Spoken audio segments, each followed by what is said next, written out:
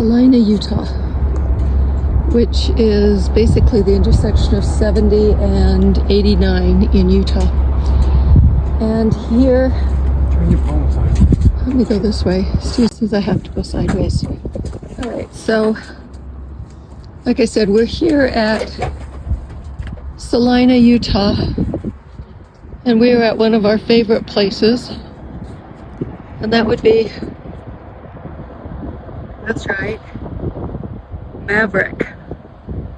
The reason we love Maverick is because they usually have really good gas prices. They usually have really big parking lots, normally, especially if they're near a freeway.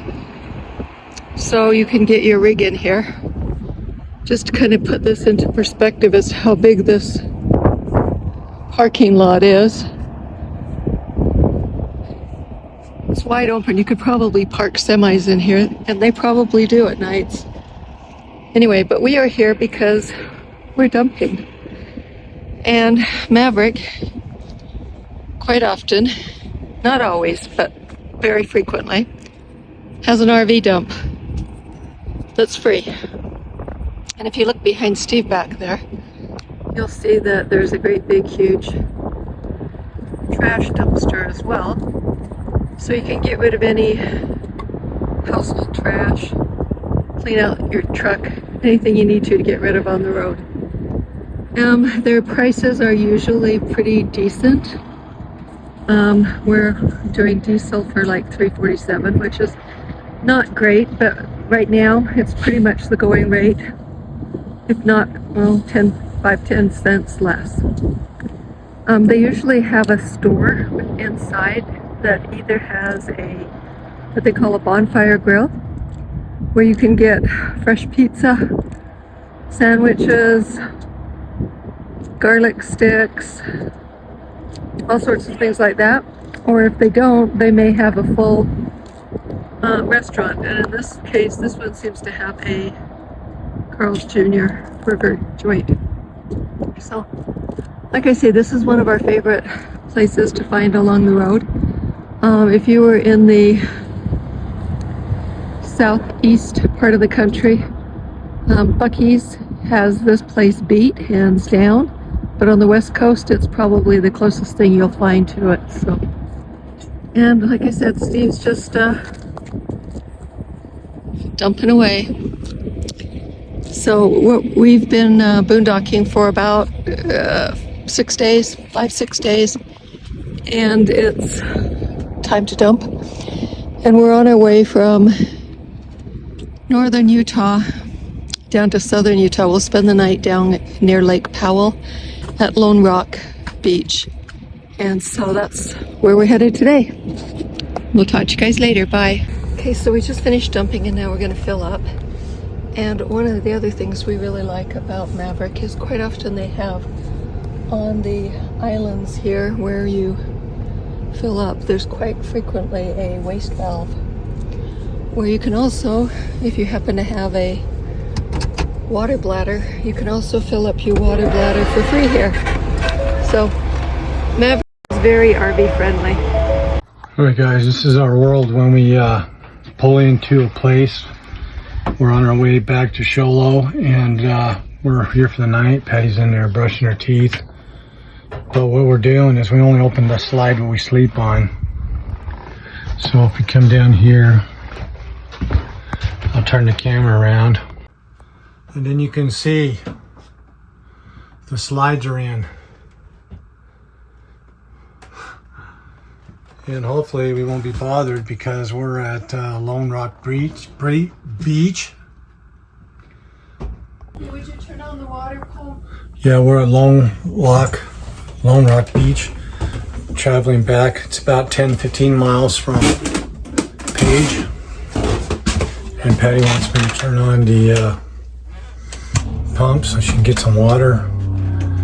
And tomorrow morning I'll try to show you the water's up around the Lone Rock. So there's the rock. I don't know how well that's going to come in because it's getting, close to the sun going down, or the sun has already gone down.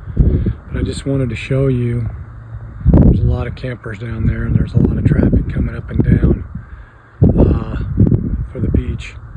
It doesn't look as full as it could be, but there is water around the rock, and we were here last year when there was no water around the rock at all.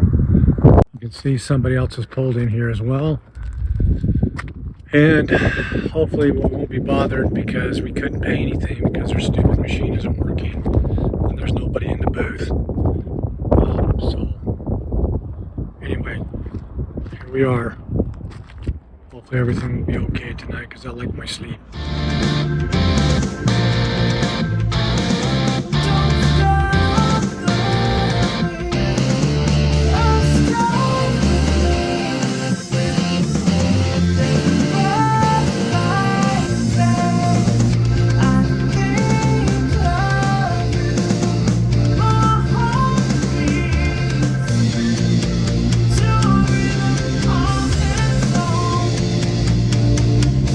The only ones that pulled in last night. Now we're on our way back to Shola, Arizona. Here we go. Come on.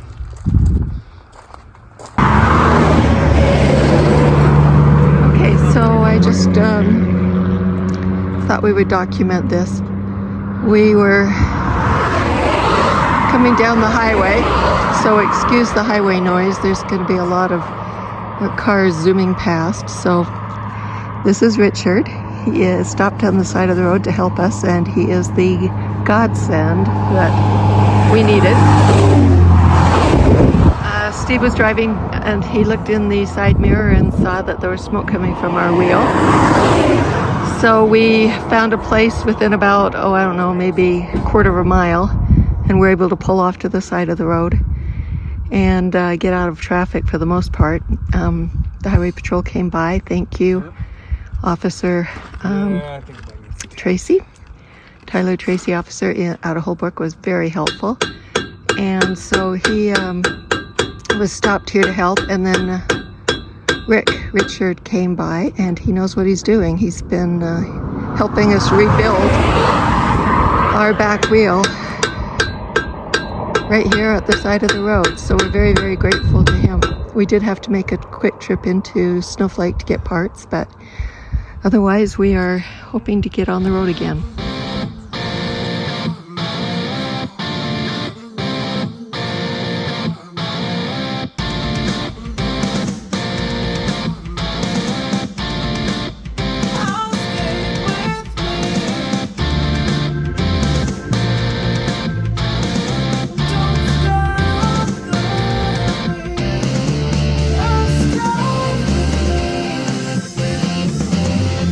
Hey, there you are. Listen, I just wanted to end this video for this week's vlog.